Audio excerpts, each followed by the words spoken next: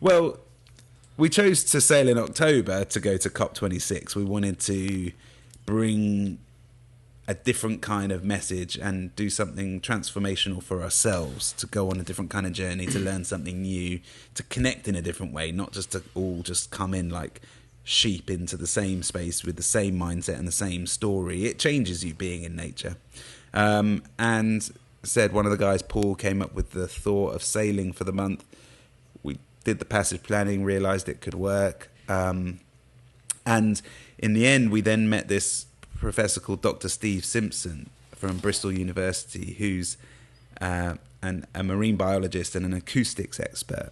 So he uses acoustics to sort of listen to the ocean and figure out what's going on there, what species are present or absent, which by proxy can tell you interesting things like what's going on with warming waters and climate change. He's actually found now, and he didn't believe it to begin with, but some of his team did it, that they can actually play frequencies, acoustic sounds, that draw corals in, that get the plankton, I can't remember the technical name for it, to settle, because they're just floating around, and then they sense this frequency and they settle, and as they settle they then begin to form the corals. And so the metaphor he talks about is that we're not just playing tunes from our club to get people to come in and dance.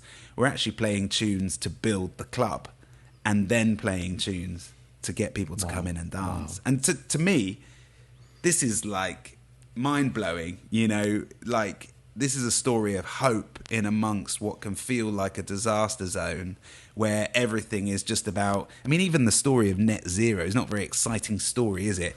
Come on, everybody, let's get to nothing.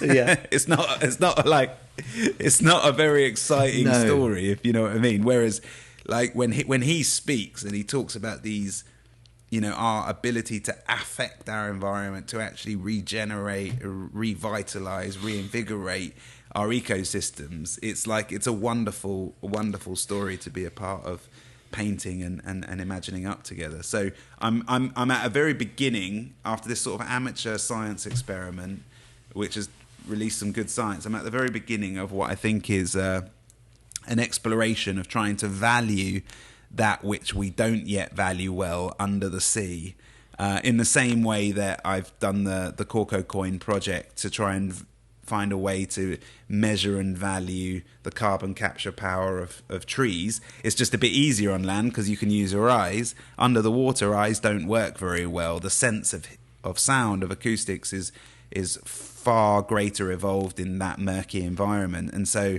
our ears are our eyes under the sea. And so that's going to be a bit of an exploration for me, I think, over the next year or so, figuring out how we can use that to value stuff and therefore protect it under the sea.